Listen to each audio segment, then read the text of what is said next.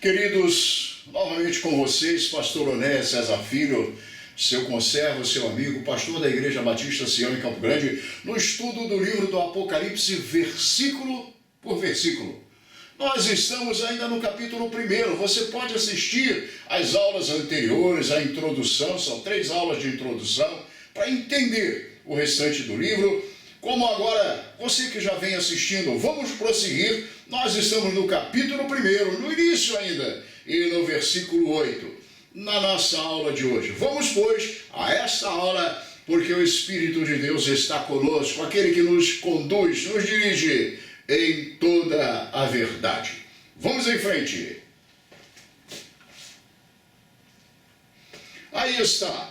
Verso 8, pegue sua Bíblia, abra, coloque a sua Bíblia ao lado aí do seu celular. Se você está vendo no celular, deite o celular que a telinha fica melhor, no seu notebook, no seu computador. Vamos em frente, vamos lá sem demoras. Verso 8 diz assim: Eu sou o Alfa e o Ômega, o princípio e o fim, diz o Senhor, que era e que há de vir, o Todo-Poderoso. Eu destaquei a expressão, eu sou o Alfa e o Ômega, o princípio e o fim. Esta expressão usa como figuras 2 letras do alfabeto grego. O Novo Testamento foi escrito no idioma grego. A primeira e a última lá do grego, né? Em português seria A e Z. Alfa, A, e ômega, Z.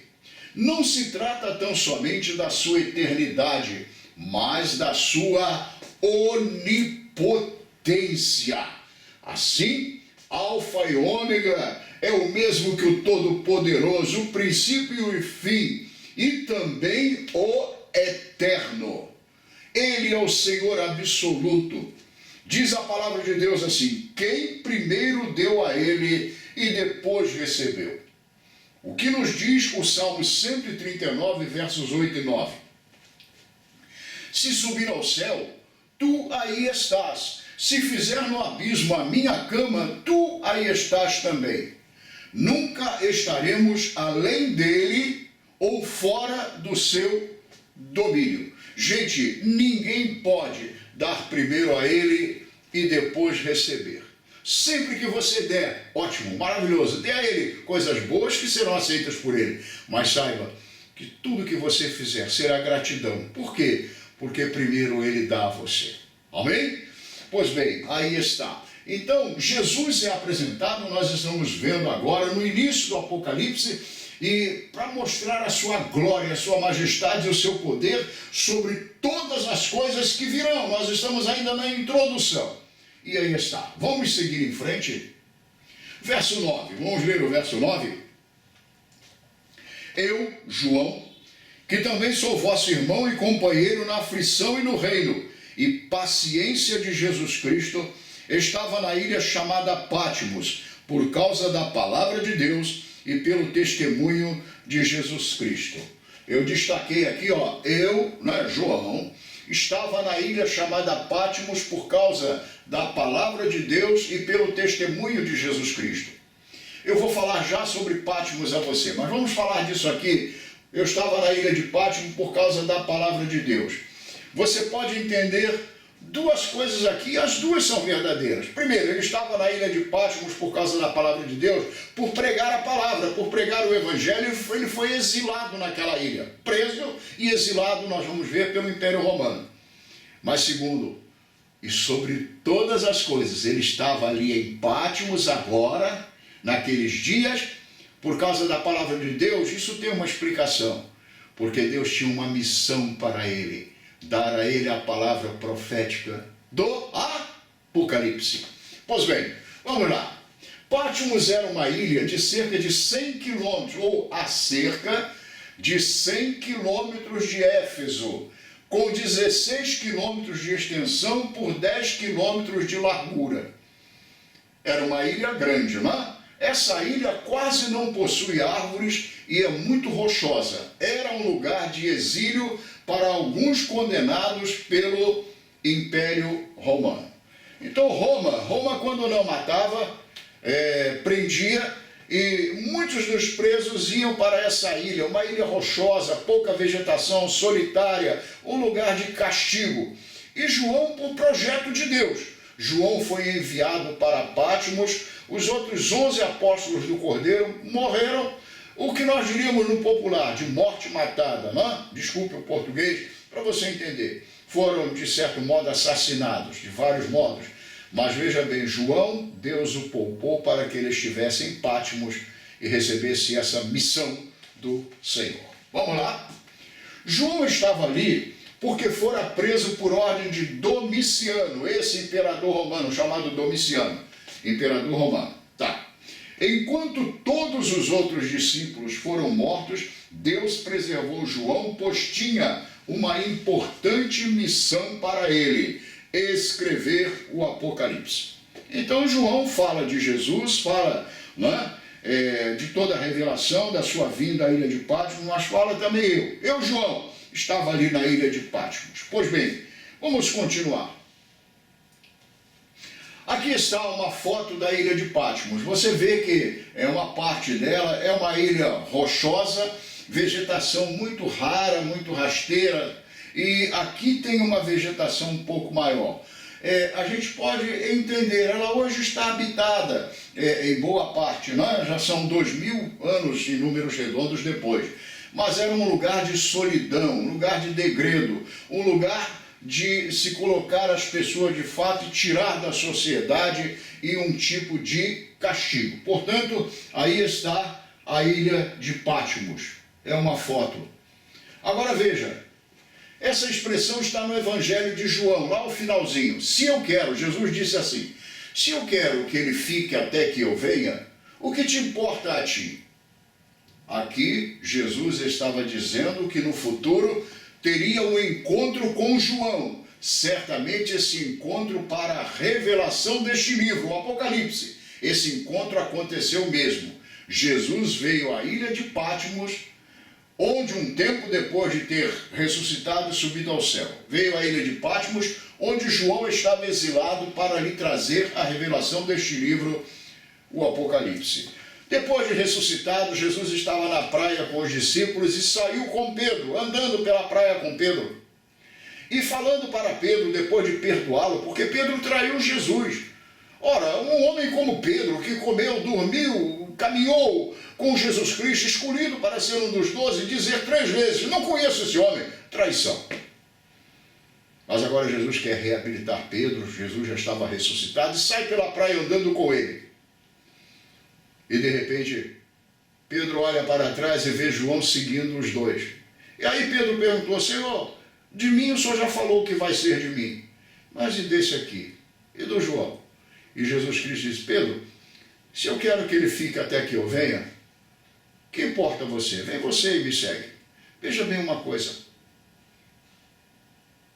Jesus sabia o destino de Pedro, mas sabia o de João.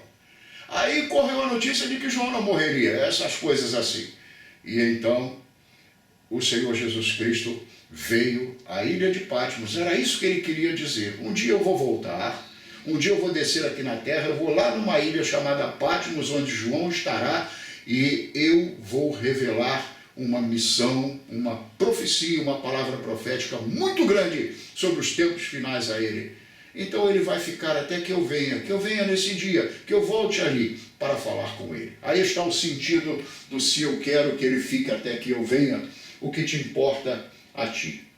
Vamos continuar. Verso 10. E fui arrebatado em espírito no dia do Senhor, e ouvi atrás de mim uma grande voz como de trombeta, que dizia, vamos parar aqui um pouquinho. Verso 10. Destaquei, fui arrebatado em espírito. Ele foi arrebatado em espírito e não no corpo. Eu, pastor Onéas, quero dizer a você que eu conheço uma história desse tempo, desse nosso tempo, há uns anos atrás, há uns 20 anos, 30 anos atrás, uma história maravilhosa de um arrebatamento em espírito de um filho de Deus e uma cura maravilhosa, milagrosa. Um dia, no nosso outro vídeo, série de vídeos falando sério, eu vou citar isso para você. É um testemunho de um pastor amigo meu, que já está na glória do Senhor. Mas João foi arrebatado em espírito. Veja bem, aí está. Agora veja o seguinte, no dia do Senhor, guarde bem essa expressão, dia do Senhor. Há duas colocações bíblicas para essa expressão, dois sentidos bíblicos. Primeiro, o dia do juízo. E a Bíblia diz assim, a Bíblia explica a Bíblia, porque o dia do Senhor está perto, no vale da decisão. Joel 3,14. Então, o primeiro significado na Bíblia dessa expressão, o dia do Senhor, é o dia do juízo final, que a Bíblia chama do dia da... Olha, gente, a palavra é pesada, ainda mais quando se refere a Deus. O dia da vingança de Deus. Diz o dia em que ele tomará vingança sobre seus inimigos, sobre os que rejeitaram a cruz. Então, o primeiro significado, veja bem, a primeira colocação é o dia do juízo. O dia do Senhor é o dia do juízo de Deus. Mas tem um segundo significado, o dia da ressurreição, o domingo. Veja bem, imagina a cena, imagina, com a mente de Cristo que você tem, com o Espírito Santo que te guia em toda a verdade, imagina a desolação dos discípulos de Jesus com a sua morte. Gente, foram cerca de 3 anos e meio de alegria, de surpresas, eles surpreendidos, maravilhados, extasiados com tudo que viam, o reino de Deus chegando através do Messias, e de repente ele morre. Parece que tudo acabou. Parece que o mundo acabou, a esperança se foi.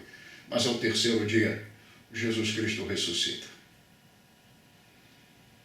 Eles veem Jesus. Eles veem Jesus vivo, ressuscitado. Vocês imaginem a alegria que foi. A alegria que foi. E esse dia, o dia da ressurreição, ficou marcado. Como hoje na nossa vida tem dias que nos marcam, não tem? Vamos pensar em dias de tristeza que nos marcam. Ficamos tristes agora quando lembramos de lá. Mas também vamos pensar em dias de profunda alegria que marcaram a nossa vida.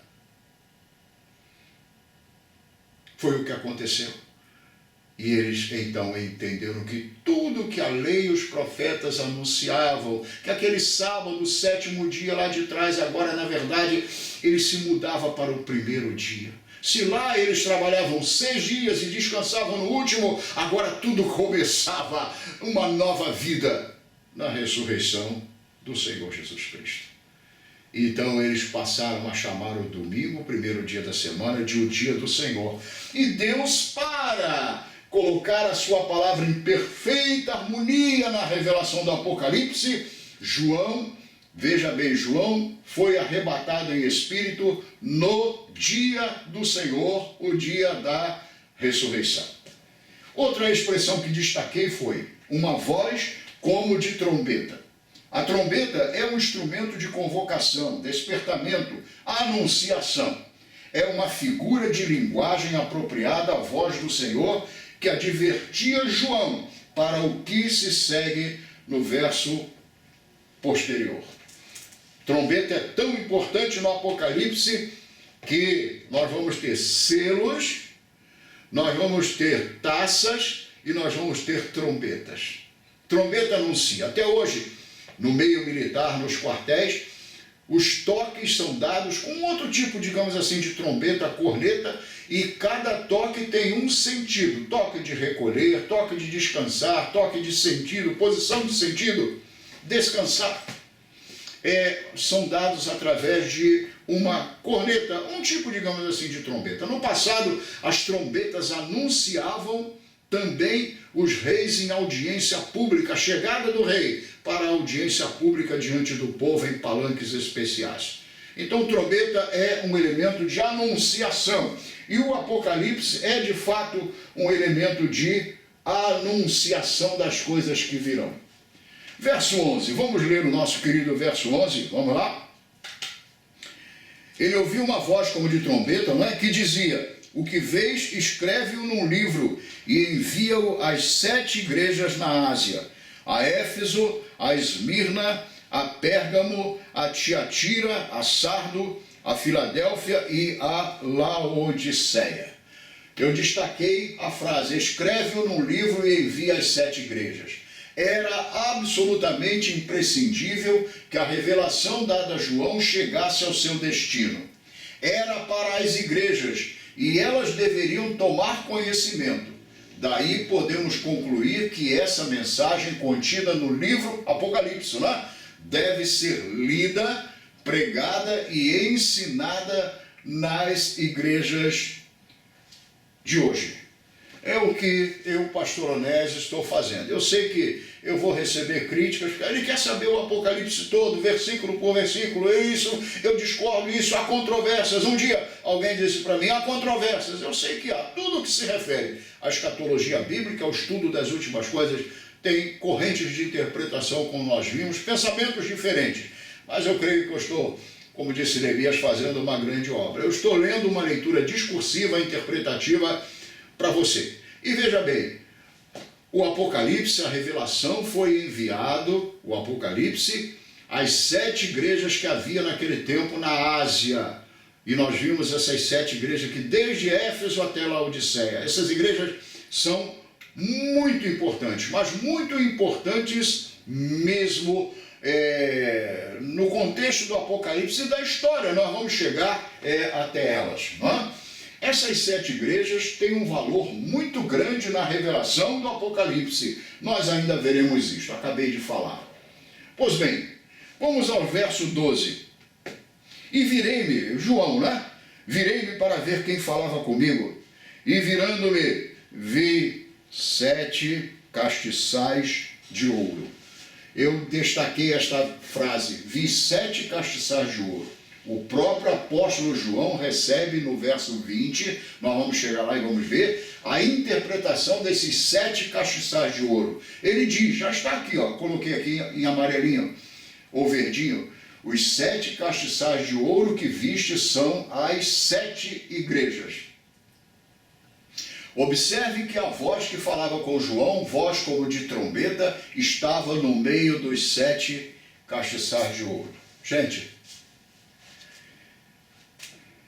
primeiro, pare para pensar nisso. Chegamos a um ponto bastante grave desta aula e do curso até aqui.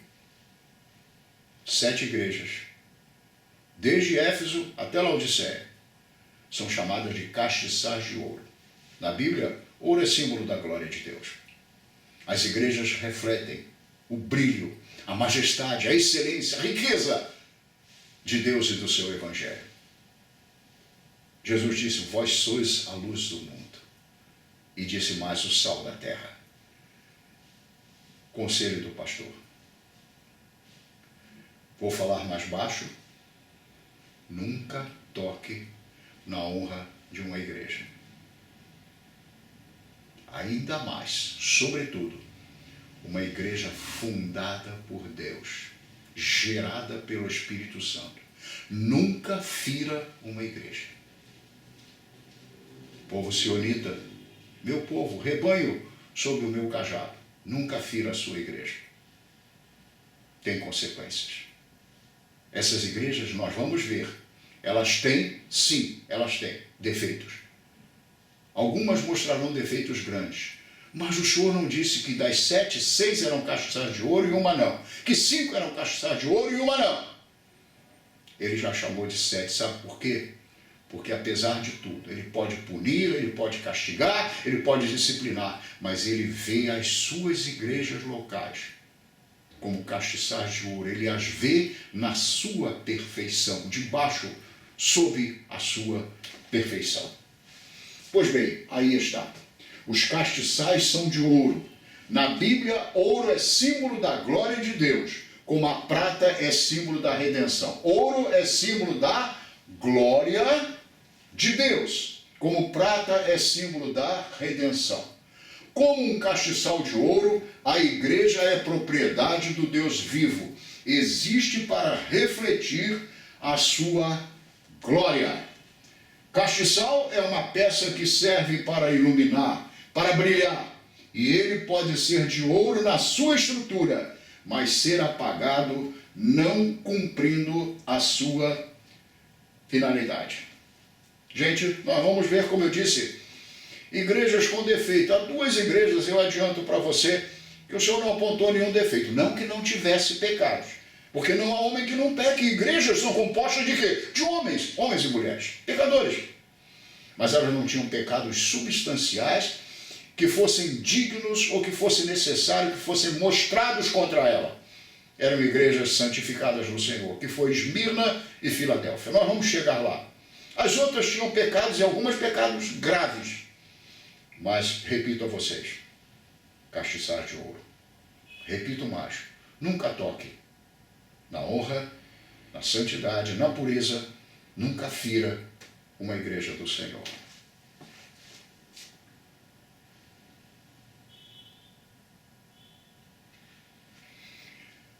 Vamos ao verso 13.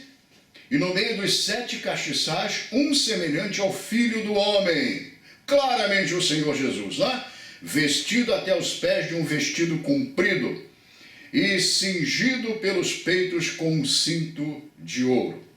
Veja, vestido com vestes compridas e cingido pelos peitos como um cinto de ouro.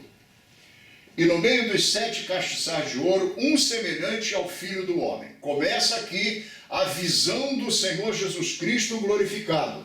Nós já vamos considerar isso por parte, mas eu quero convidar você agora, forme na sua imaginação, você tem a mente de Cristo, você tem um espírito de revelação. Vamos agora, por favor, eu não sou Jesus, eu vou fazer assim, mas eu quero me parecer com Ele. Mas não quero nunca ser Ele, nunca serei, mas eu quero me parecer com Ele. Mas veja, vamos formar agora um perfil de Jesus glorificado, abrindo o Apocalipse. Vamos fazer um retrato de Jesus. Vamos pintar agora, à luz do que João descreve, na nossa imaginação, um retrato da pessoa gloriosa do leão da tribo de Judá. Vamos lá? Pois bem, vamos lá.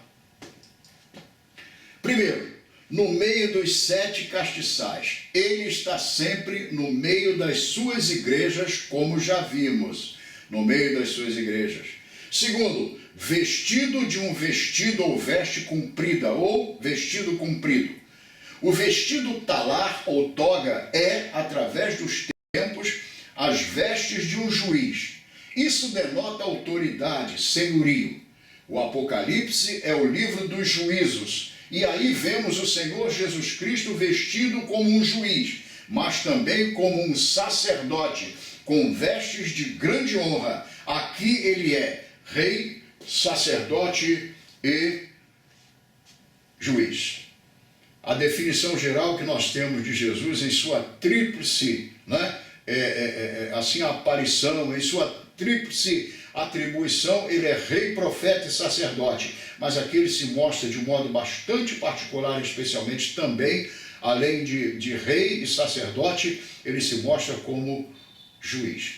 E essas vestes, vestidos compridos, talares, são aquelas vestes que quando alguém abre as mãos assim, a manga vem aqui embaixo porque é larga. Aquelas vestes grandes, sacerdotais, eram usadas assim no passado, né? São vestes talares. Ele, como sacerdote, ele aparece vestido assim. Amém?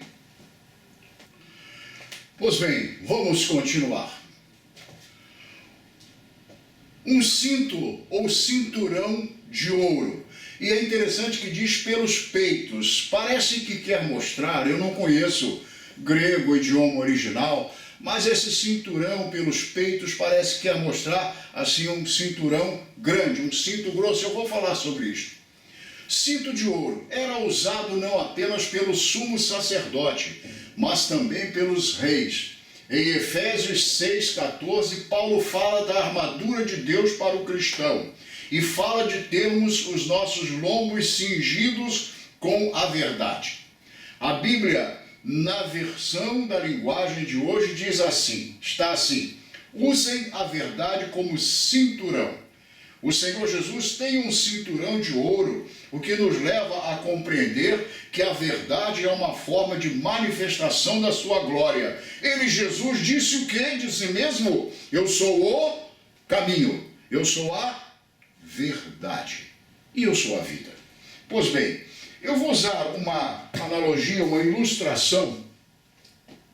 Você já viu que os lutadores de boxe, quando eles ganham um prêmio, né, máximo do boxe, vencedores nas lutas, eles ganham um cinturão, né, um cinturão bonito que é colocado neles. Ele vem aqui do peito, ele vem até aqui embaixo, na parte inferior do umbigo, assim grande na frente, e ele tem um simbolismo.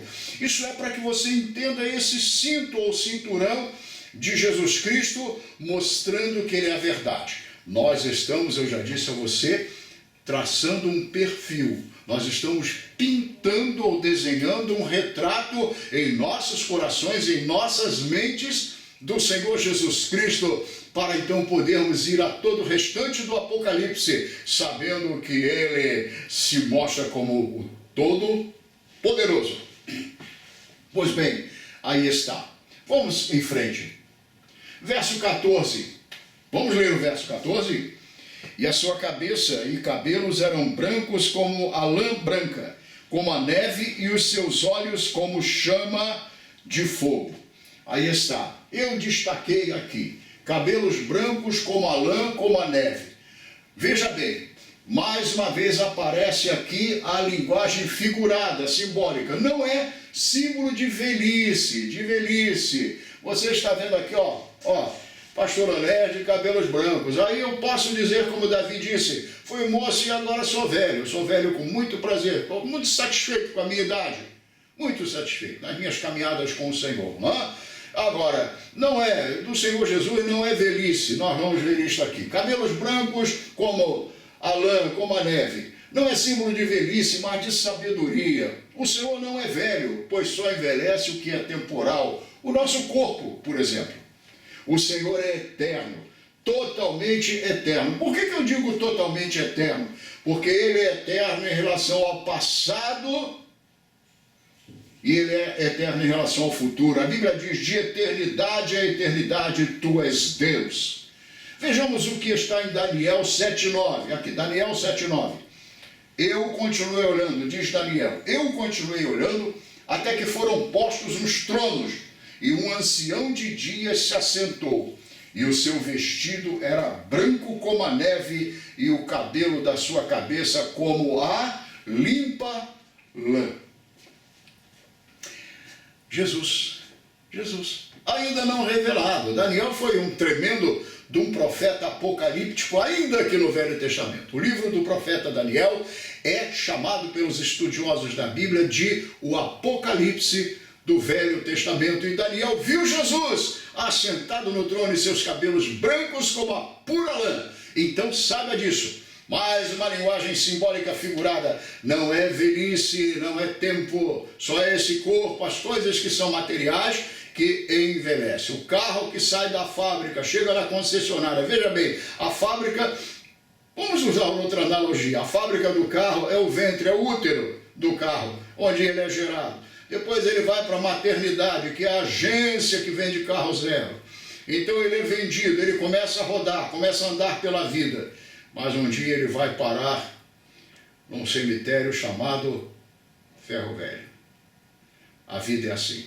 Mas esse aqui, esse nosso aqui, glorioso, ele é eterno. A brancura dos seus cabelos denotam sabedoria. Amém? Pois bem, vamos em frente. Até hoje na Inglaterra, por exemplo, os juízes que se assentam nos tribunais para julgar usam perucas brancas em símbolo de sabedoria. Jesus Cristo, o ancião de dias, tem a plenitude da sabedoria. Olha aqui, eu peguei a foto na internet de um juiz inglês. Olha a sua peruca branca. Isso aqui quer mostrar, sabe o quê?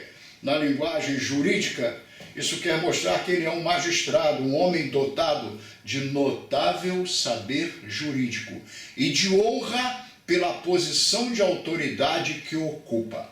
Então, cabelos brancos, no retrato de Jesus que estamos traçando, significa sabedoria e honra a esta sabedoria. Ok, minha gente? Vamos em frente. Verso 15. Perdão, eu quero falar a vocês ainda, eu não coloquei aqui, é uma falha minha, eu admito, mas fala também, veja bem, no verso 14 fala que os seus olhos são como chamas ou chama de fogo.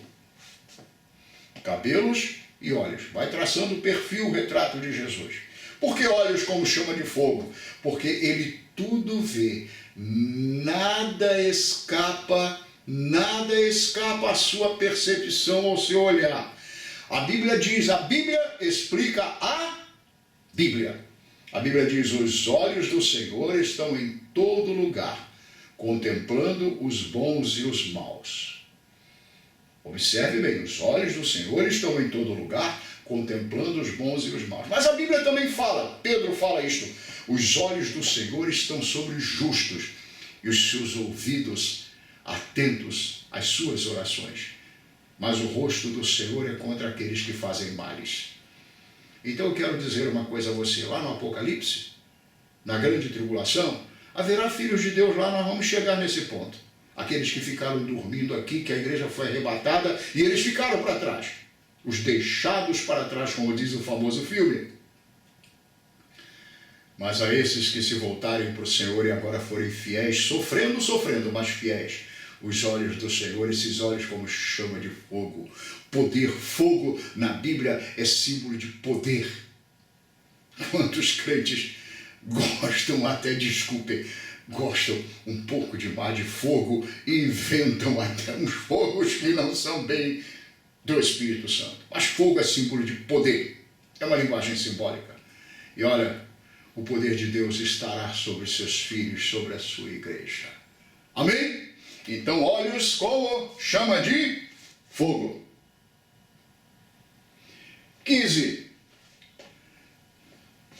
Veja que o retrato de Jesus vai descendo. O perfil de Jesus que nós estamos traçando, esse retrato que nós estamos desenhando, vai agora descendo e chega às suas partes inferiores aos seus pés.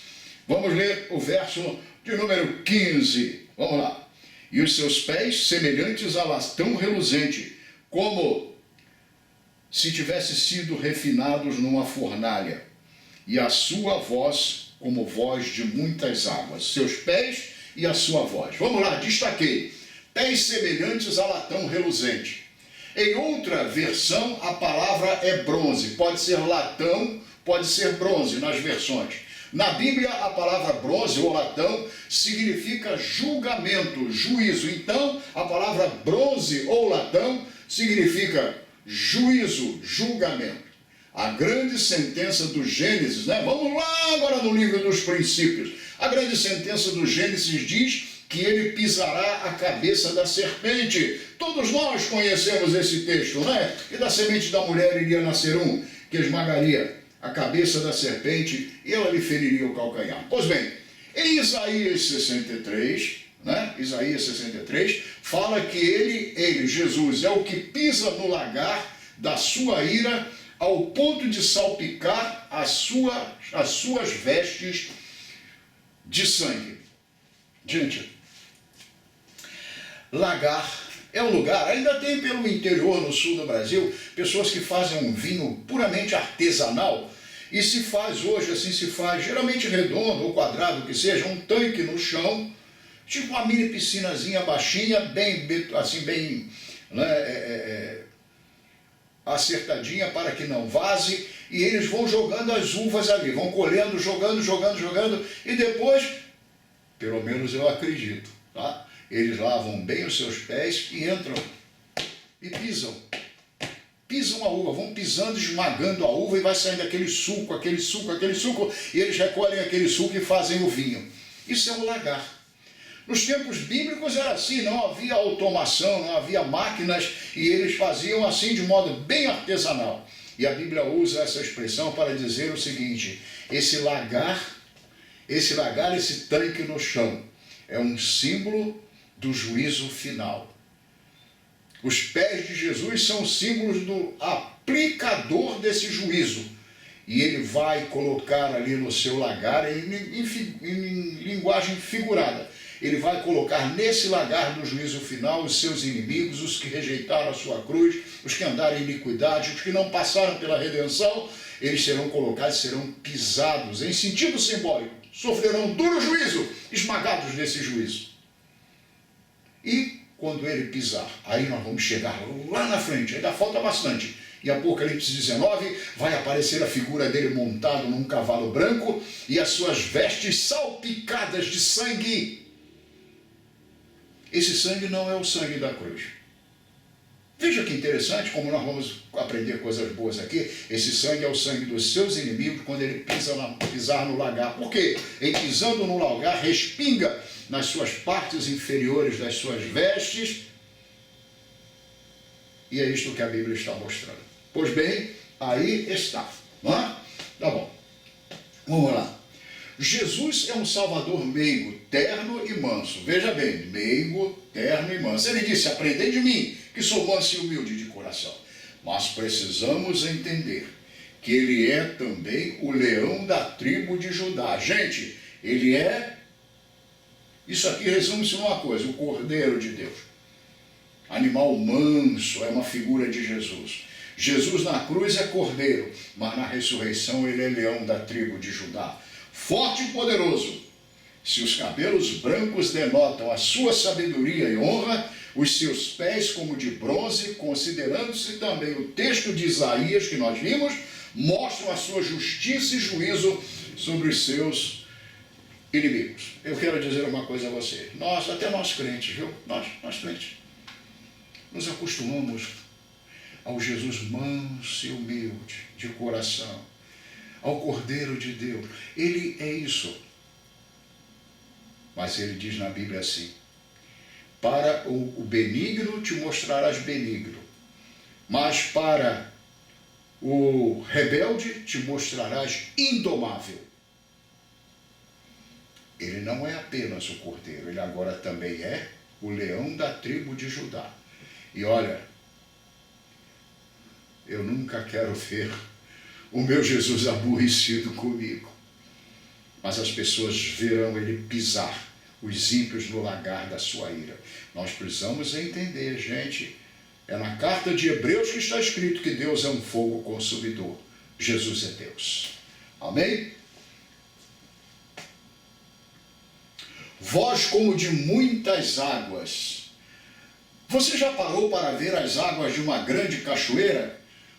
Quem pode ignorar a voz do Senhor Jesus quando soa? Em Ezequiel 43:2 diz assim, e a sua voz era como a voz de muitas águas, e a terra resplandeceu por causa da sua glória. Nós tínhamos uma base missionária lá, um abraço ao povo de Alto Caparaó, Joel, Eva, e irmã Alcineia, todos os queridos de Caparaó, irmã Leda de Alto Jequitibá, um abraço a vocês. Nós tínhamos uma base em Alto Caparaó, que dentro dela, junto às casas da base, assim, bem pertinho, a varanda dava para as pedras de um rio que jorrava dia e noite, e o barulho das águas era maravilhoso, dia e noite.